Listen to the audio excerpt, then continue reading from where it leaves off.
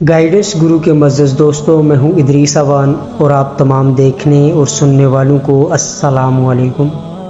ناظرین، حضرت بلال رضی اللہ تعالیٰ عنہ سے ایک دفعہ کسی نے پوچھا کہ آپ نے پہلی دفعہ حضور نبی کریم صلی اللہ علیہ وسلم کو کیسے دیکھا؟ بلال رضی اللہ تعالیٰ عنہ فرماتے ہیں کہ میں مکے کے لوگوں کو بہت ہی کم جانتا تھا، کیونکہ غلام تھا اور عرب میں غلاموں سے انسانیت سوچ سلوک عام تھا۔ ان کی استطاعت سے بڑھ کر ان سے کام لیا جاتا تھا، تو مجھے کبھی اتنا وقت ہی نہیں ملتا تھا کہ باہر نکل کے لوگوں سے ملوں، لہٰذا مجھے حضور پاک صلی اللہ علیہ وسلم یا اسلام یا اس طرح کی کسی چیز کا قطعی علم نہ تھا۔ ایک دفعہ کیا ہوا کہ مجھے سخت بخار نے آ لیا۔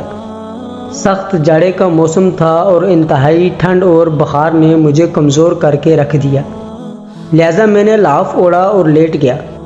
ادھر میرا مالک جو یہ دیکھنے آیا کہ میں جو پیس رہا ہوں یا نہیں، وہ مجھے لحاف اوڑھ کے لیٹا دیکھ کے آگ بگولا ہو گیا۔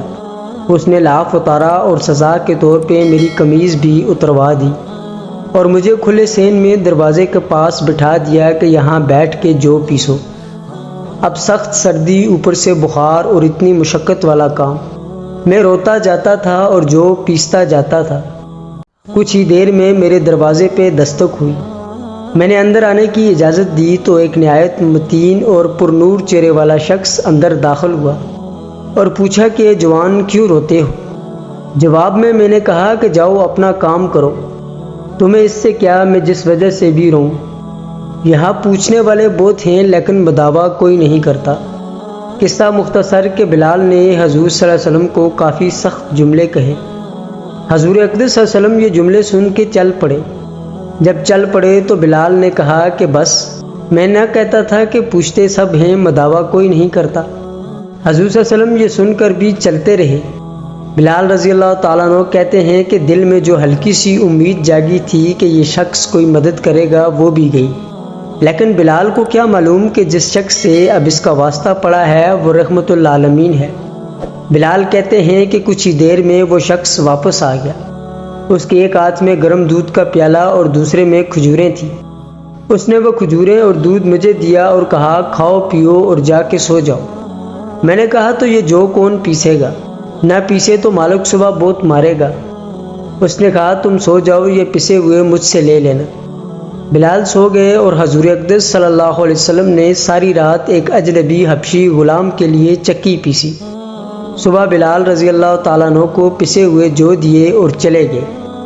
ناظرین، دوسری رات پھر ایسا ہی ہوا۔ دودھ اور دوا بلال کو دی اور ساری رات چکی پیسی۔ ایسا 3 دن مسلسل کرتے رہے کہ جب تک کہ بلال رضی اللہ تعالیٰ عنہ ٹھیک نہ ہو جائے۔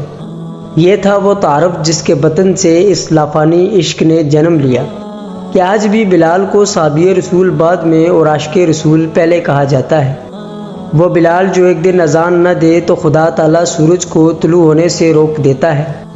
اس نے حضور اکرم صلی اللہ علیہ وسلم کے وصال کے بعد اذان دینا بند کر دی، کیونکہ جب اذان میں اشہد ان محمد رسول اللہ تک پہنچتے تو حضور کی یاد میں ہچکیاں بن جاتی تھی اور زاروں قطار رونے لگتے تھے۔ ناظرین، اثار اور اخوت کا یہ جذبہ بہت طاقتور ہے۔ اللہ پاک ہم سب کو حلال، طیب اور جائز سے ہمیں اتنا پر رکھے کہ حرام کے دروازے ہی نہ کھلے۔ صرف خوراک ہی نہیں، محبت اور توجہ بھی، سننے کا مواد بھی، کہنے کی باتیں بھی، دیکھنے کی چیزیں بھی، جانے کی جگہیں بھی، دل، دماغ، جسم اور روح بھی۔ اللہ پاک ہم سب کو عمل کی توفیق عطا فرمائے، آمین یا رب العالمین۔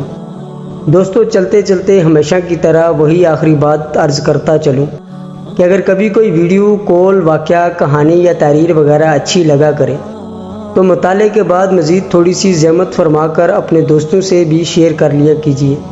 یقین کیجیے کہ اس میں آپ کا بمشکل ایک لمحہ صرف ہوگا، لیکن ہو سکتا ہے کہ اس ایک لمحے کی اٹھائی ہوئی تکلیف سے آپ کی شیئر کردہ تحریر ہزار لوگوں کے لیے سبق آموز ثابت ہو۔